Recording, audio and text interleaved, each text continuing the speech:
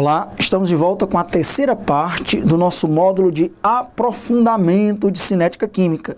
Nas duas partes anteriores, nós vimos as equações integradas de velocidade das reações de ordem 0, ordem 1 e ordem 2. Nessa terceira parte, nós vamos falar agora da teoria das colisões. Colisões efetivas, não efetivas, equação de Arrhenius.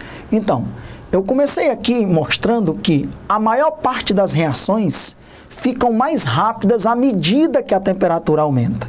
Então, para a maioria das reações, esse gráfico é verdadeiro. Nós temos aqui a constante de velocidade da reação aumentando com a temperatura. A grande maioria das reações, quando você aumenta a temperatura, aumenta a velocidade da reação. Se aumenta a velocidade da reação, aumenta a constante de velocidade dessa reação.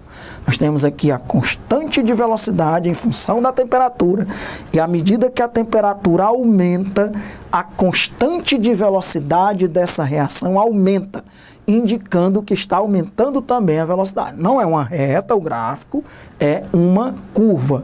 A constante de velocidade da reação não varia de modo retilíneo em função da temperatura. É uma curva. Um exemplo prático. A comida, os alimentos, estragam muito mais rápido fora da geladeira. Porque quanto maior a temperatura, maior a velocidade das reações. Então, as reações de decomposição vão acontecer naqueles alimentos muito mais rapidamente e eles vão estragar. Já na geladeira, numa temperatura menor, o K vai ser menor, a velocidade das reações também vão ser menores, essas velocidades serão menores e, consequentemente, dentro da geladeira, o alimento demora muito mais tempo para estragar. Falando da teoria das colisões, nós vamos estudar aqui o modelo das colisões que foi aprofundado pelo Arrhenius. Esse modelo das colisões vai mostrar para nós que para uma reação acontecer, as moléculas têm que colidir. Falando a nível de cinética química, o que é uma reação química? As ligações dos reagentes precisam ser quebradas para que as novas ligações dos produtos sejam formadas. Para que as ligações dos reagentes sejam quebradas, as moléculas têm que colidir. Então, as moléculas vão ficar colidindo para que, com essas colisões, as ligações dos reagentes se quebrem e, consequentemente, as novas ligações dos produtos se formem, sejam formadas. Mas é lógico que nós vamos aprender aqui que nem toda colisão vai ser efetiva. Nem toda colisão vai quebrar as ligações dos reagentes, formar complexo ativado e, consequentemente, formar produtos. A maioria das colisões vão ser não efetivas. As moléculas colidem e não colaboram para que haja a formação de produtos. E aí nós vamos ver quais as condições necessárias para que uma colisão seja efetiva, eficaz. Quanto maior o número de colisões, maior será a velocidade das reações. Mas sabendo que nem todas as colisões, ao contrário, a menor parte das colisões fazem realmente a reação acontecer, a menor parte das colisões são efetivas. Quanto mais moléculas estiverem presentes, maior a probabilidade de colisão, maior a velocidade. Por isso que a gente diz que entre os fatores que influenciam na velocidade da reação, temos a temperatura, como nós já falamos anteriormente. Quanto maior a temperatura, maior a velocidade das reações. A concentração molar dos reagentes. Quanto maior a concentração molar dos reagentes, maior a velocidade das reações, porque se aumenta o número de moléculas, aumenta o número de colisões, aumentando a velocidade. Se for um reagente gasoso, a pressão parcial dos reagentes. Quanto maior a pressão parcial daqueles reagentes, maior o número de partículas no recipiente, maior o número de colisões, maior a velocidade. Só para lembrar, um outro fator é o catalisador, porque ele diminui a energia de ativação da reação, como nós vimos no módulo de cinética, propondo um novo mecanismo, um mecanismo onde a energia de ativação é menor, consequentemente a velocidade da reação é maior. E um outro fator, principalmente para reagentes sólidos, é a superfície de contato, que tem a ver também com as colisões. Quanto maior a superfície de contato dos reagentes, maior o número de colisões desses reagentes e, consequentemente, maior a velocidade. Então, a teoria das colisões, ela explica muito bem o que é necessário para uma reação ocorrer. E aí nós temos uma complicação que eu já lhe adiantei. Nem todas as colisões levam à formação de produtos, nem toda colisão é efetiva. Na verdade, ou na realidade, somente uma pequena fração das colisões é que são efetivas, ou seja, vão originar produtos. Porque nós sabemos que duas condições são necessárias para uma colisão ser efetiva. E aí está aqui a pergunta: quais as condições necessárias para uma colisão ser efetiva? E aí a gente conversa aqui sobre um conceito que o Arrhenius chegou a analisar, que é o fator de orientação. As moléculas não podem colidir de qualquer maneira. Elas têm que colidir numa orientação, numa geometria correta, numa orientação favorável à formação dos produtos, à formação do complexo ativado. E além dessa orientação favorável, ela tem que ter uma energia mínima, que seja suficiente para romper as ligações dos reagentes, que a gente vai chamar isso de energia de ativação. Então, duas são as condições necessárias para uma colisão ser efetiva. As moléculas dos reagentes devem colidir com orientação correta. Com orientação correta para quê? Para formar o complexo ativado. E a energia da colisão tem que ser suficiente para formar o estado de transição, ou complexo ativado, e, consequentemente, essa colisão possa originar produtos.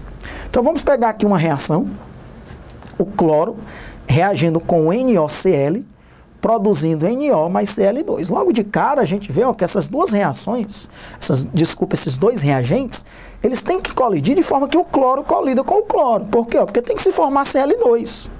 Como é que vai se formar Cl2 se o cloro colidir com o nitrogênio? Então, já está muito claro aqui que quando esses dois reagentes forem colidir, eles colidem de forma aleatória, milhares de colisões por unidade de tempo, por segundo, por exemplo, num recipiente estão ocorrendo.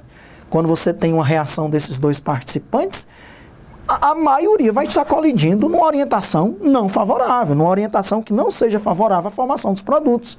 Por isso que a maioria das colisões são não efetivas.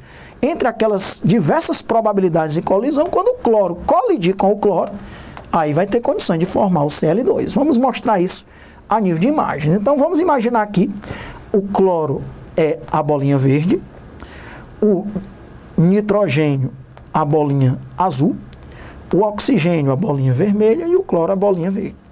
Então, se nós tivermos uma colisão cloro colidindo com cloro, essa colisão ela é efetiva ou eficaz, primeiro porque a sua orientação é correta. É uma orientação correta para formar o complexo ativado, que é a estrutura de mais alta energia da reação, onde ligações estão sendo formadas, que é a ligação cloro-cloro, e ligações estão sendo quebradas, que é a ligação nitrogênio-cloro. Ok? É um estado de transição, o complexo ativado, que tem ligações intermediárias entre as ligações dos reagentes e os produtos. É lógico que não basta que a orientação seja favorável. A energia da colisão tem que igualar ou superar a energia de ativação da reação. Se isso ocorrer, as duas condições ocorrerem, essa colisão é efetiva ou eficaz, vai formar produtos logicamente diferentes dos reagentes. Nós teremos aqui o Cl2, que não havia nos reagentes, e temos o NO, que também não havia nos reagentes. Muito bem. Pois vamos mostrar agora uma colisão não efetiva ou não eficaz, porque não cumpriu a primeira condição para uma colisão ser efetiva, que é a orientação da colisão ser correta, ser favorável à formação do complexo ativado. O cloro, ao invés de colidir com o cloro, está colidindo com o oxigênio. Essa colisão é ineficaz, ela é não efetiva, porque não há como formar o complexo ativado, não há como formar o estado de transição. E aí não haverá formação de produtos. Nós temos os mesmos reagentes, ok? Lembrando que eu posso ter uma orientação, uma colisão com orientação correta e mesmo assim ser não efetiva. Porque se essas moléculas colidirem assim, mas com pouca energia, não vai ter energia suficiente para quebrar a ligação cloro e nitrogênio e, consequentemente, não vai formar a ligação cloro-cloro. As duas condições têm que ocorrer. Como ocorrer a primeira condição já é difícil, porque já que as moléculas estão colidindo aleatoriamente milhares de vezes por segundo, a probabilidade da colisão ocorrer numa orientação correta é muito pequena. E além dessa probabilidade já ser pequena, ainda tem o segundo fator, que a energia da colisão tem que igualar ou ultrapassar a energia de ativação da reação. Então, é lógico que a maioria das colisões são não efetivas. Quem estudou essa parte de colisões foi o Arrhenius, Svante Arrhenius, que nasceu em 1888. Ele, na verdade, em 1888, ele diz: as moléculas devem possuir uma quantidade mínima de energia para que elas reajam. Essa afirmação foi dada em 1888. Por quê? Veja, então não é só a orientação, tem que ter uma quantidade mínima de energia para que as reações possam ocorrer. Essa quantidade mínima de energia a gente já conhece como energia de ativação, que a gente costuma representar por EA. Essa energia de ativação é a energia mínima necessária para iniciar uma reação química, para que a reação química possa ocorrer. O Arrhenius foi Nobel de Química em 1903, ele nasceu em 1859, morreu em 1927, e o prêmio Nobel de Química dele nem foi em função das suas conclusões a respeito da teoria das colisões. Na realidade, foi pela sua teoria eletrolítica da dissociação. Os eletrólitos, as soluções iônicas ou eletrolíticas, as soluções moleculares ou não eletrolíticas, a dissociação das bases fortes, ionização dos ácidos fortes, etc.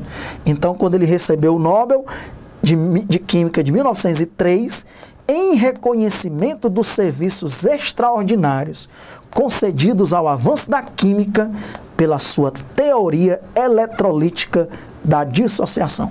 Estamos aqui tratando do Arrhenius, do que ele falou em 1888, que foi aí colaborando com a teoria das colisões, falando sobre a energia de ativação. Então vamos pegar mais uma vez aquela reação de isomerização, que nós temos a isonitrila, metil-isonitrila, se transformando numa nitrila, a etano-nitrila ou acetonitrila, também chamada de cianeto, metil-cianeto, né? É uma reação de isomerização. O metil que está ligado no nitrogênio, ele vai ficar ligado no carbono. Cianeto de metila, o nome usual. Etano-nitrilo, o nome oficial. Então, o estado de transição, que é uma estrutura de transição ou complexo ativado, ela é uma estrutura de transição entre os reagentes e os produtos. Ó. O carbono que estava ligado no nitrogênio começa a se ligar ao outro carbono para formar a nitrila. Essa reação é uma reação exotérmica. Veja que a entalpia do produto é menor do que a entalpia do reagente. Nós temos aqui um gráfico energia versus sentido da reação, ou caminho da reação. Está aqui a isonitrila e ela começa a se deformar, é uma reação de isomerização ou rearranjo. Ela começa a se deformar. A estrutura de mais alta energia de uma reação é complexo ativado, também chamado de estado de transição, e aí forma-se o produto, que é a etano-nitrila. Esse delta E é o delta H da reação, é a entalpia dos produtos menos a entalpia dos reagentes, que seria um delta H negativo, que é uma reação exotérmica. E a energia de ativação da reação direta, ela sempre vai do reagente até o estado de transição, até o complexo ativado. Logicamente, quanto maior essa energia de ativação, mais difícil da reação ocorrer, porque lembre-se das duas condições. A primeira é que a orientação da colisão dos reagentes seja correta para formar o complexo ativado. E a segunda é que a energia da colisão possa igualar ou ultrapassar a energia de ativação. Quanto menor essa energia de ativação, mais facilmente a energia de ativação vai ser igualada ou ultrapassada.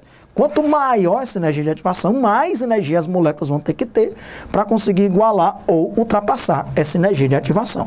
Então tá aí a energia de ativação. Toda reação, se ela for reversível, ela tem duas energias de ativação. Da reação direta, que vai do reagente até o complexo ativado, que está sendo mostrado nesse gráfico, e a da inversa, que não está sendo mostrado, que não está sendo mostrada, que iria do produto até o complexo ativado. Iria daqui até aqui, a energia de ativação da reação inversa. Nós temos aqui dois gráficos mostrando a primeira reação, uma reação endotérmica, porque o reagente absorve calor para se transformar no produto. O produto tem mais entalpia do que os reagentes, é uma reação endotérmica. E aqui uma reação exotérmica, o produto tem menor entalpia do que os reagentes, o reagente libera calor para se transformar em produto. Está aqui o gráfico energia potencial versus progresso da reação, o sentido da reação, o caminho da reação. A primeira é uma endotérmica. Está aqui a energia de ativação da reação direta, ó, que vai do reagente até o complexo ativado. Veja que numa reação endotérmica, que é o ΔH da reação, ó, diferença de entalpia entre o produto e o reagente, seria um ΔH positivo. Veja que as reações endotérmicas, de uma maneira geral, generalizando, lógico, elas tendem a ter uma energia de ativação da reação direta bem grande, né? Ou maior do que uma reação exotérmica. Lógico que generalizando. Nós podemos ter casos específicos onde essa comparação genérica não é verdadeira. Mas, de forma geral, as reações endotérmicas têm energias de ativação maiores. Está aqui a energia de ativação da reação direta, que eu já lhe disse, que vai do reagente até o complexo ativado. E nós temos a energia de ativação da reação inversa, que vai do produto até o complexo ativado. Veja que nas reações endotérmicas, a energia de ativação da reação direta é maior e a energia de ativação da reação inversa é bem menor. A gente diz que as reações endotérmicas são mais sensíveis à temperatura do que as exotérmicas. Por quê? Porque a reação endotérmica, ó, o sentido, detalhe, se a reação direta é endo, a inversa é exo, né? Numa reação reversível, se a direta é endotérmica, a inversa é exotérmica. Qual desses dois sentidos é mais sensível à temperatura? O sentido que tem a maior energia de ativação, ó. Portanto, o sentido endotérmico. Pessoal, no sentido inverso, como a energia de ativação é pequenininha, essa reação inversa ela pode acontecer tanto numa temperatura pequena como numa grande. Na temperatura pequena, ela ocorre. Na temperatura alta, ela ocorre. Então, não está fazendo diferença a temperatura para ela. É lógico que quanto maior a temperatura, maior a velocidade da reação. Mas a reação inversa estaria ocorrendo tanto numa temperatura baixa quanto numa temperatura alta. Já a direta, como a energia de ativação é grande, eu posso dizer que essa reação não ocorreria numa baixa temperatura, mas ocorreria numa alta temperatura. Então ela é muito mais sensível à variação de temperatura. A temperatura é muito mais importante para ela, o sentido endotérmico. Ok? Por isso, aumentar bastante a temperatura faria aumentar bastante a velocidade da reação, porque agora uma grande quantidade de moléculas tem uma energia cinética média muito maior do que a energia de ativação da reação. Aqui, praticamente a mesma coisa para uma reação exotérmica. Está aqui a energia de ativação da reação direta, que vai do reagente até o complexo ativado, o estado de transição, que sempre fica aqui na crista da onda. Está aqui a energia de ativação da reação inversa, que vai do produto até o complexo ativado. Está aqui o ΔH, que é a entalpia do produto menos a entalpia do reagente, que seria um ΔH negativo, a reação exotérmica. Se a direta é exo, a inversa é endo. Mais uma vez, a reação endotérmica, que naquele caso seria a inversa, seria mais sensível à temperatura. E aqui a equação de Arrhenius. O Arrhenius ele foi espetacular, porque ele deduziu uma expressão que relaciona a constante de velocidade, a energia de ativação e a temperatura. Então, existe uma relação matemática entre a constante de velocidade, a energia de ativação e a temperatura. Quimicamente falando, isso é espetacular. Ok? Então está aqui essa relação, a nível de essa relação, que é a equação de Arrhenius, na forma de um exponencial. Nós vamos vê-la daqui a pouco na forma também de um logaritmo natural. Então o K é a constante de velocidade da reação, o EA é a energia de ativação da reação, o R é a constante dos gases, que aqui o valor dele é 8,314, porque ele tem que estar em Joule, Joule, Kelvin, Mol. O T é a temperatura obrigatoriamente em Kelvin. Esse A é chamado, essa constante A é chamada de fator de frequência. Esse A é uma medida da probabilidade de uma colisão ser efetiva ou eficaz, da colisão ocorrer numa orientação favorável à formação do complexo ativado. O A, que é o fator de frequência, e a energia de ativação são específicos para cada reação. Cada reação tem o seu fator de frequência e tem a sua energia de ativação. Okay? Então, o K, ele depende de quem? A constante de velocidade da reação, ele depende da temperatura e da energia de ativação da reação. Não é? O K, que é a constante de velocidade, depende da temperatura e da energia de ativação da reação, porque os outros fatores são constantes. O R é uma constante e o A é uma constante para uma determinada reação. Esse A, ele varia muito pouco com a temperatura, então a gente pode desprezar e dizer que esse A é uma constante para cada reação e praticamente não varia com a temperatura. Tá aí a mesma equação de Arrhenius, agora escrita na forma de um logaritmo natural. O logaritmo natural de K é igual a menos a energia de ativação sobre RT mais o logaritmo natural de A, que é o fator de frequência, ok? Essa equação, ó, que está escrita assim, pode ser escrita na forma de uma equação da reta. Y é igual a A mais BX. Ou seja, se eu quiser que essa equação integrada em forma de ln seja uma reta, eu devo colocar no eixo Y ln de K. E no eixo X, 1 sobre T. Então está aqui um gráfico retilíneo, ó, a partir da equação de Arrhenius. No eixo Y eu coloquei ln de K e no eixo X eu coloquei 1 sobre T. E o coeficiente angular, que é a letra B, me permite calcular a energia de ativação. Por quê? O que é a letra B? Não é A, cuidado. A letra B é menos EA sobre R. Como nós sabemos o valor de R, 8,314 Joule, Kelvin-mol, nós conseguimos encontrar a energia de ativação. Isso já caiu numa questão de nível alto do ITA. Era uma questão facílima. Facílima, mas não deixa de ser de nível alto, porque quem é que sabe disso?